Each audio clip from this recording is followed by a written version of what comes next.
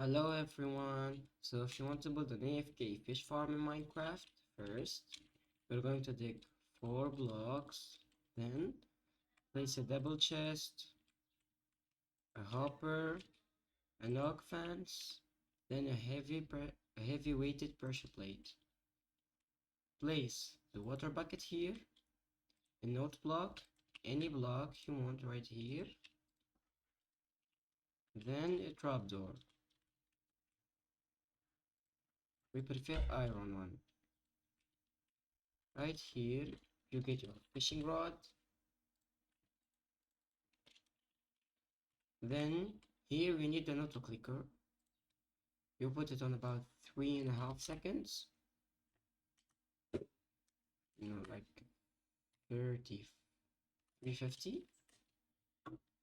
Now you start the auto clicker. Wait.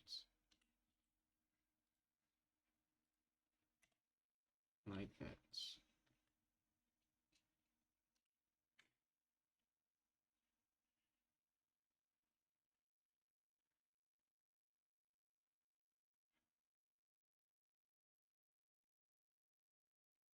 And after a bit of waiting, you will get your loot in the chest.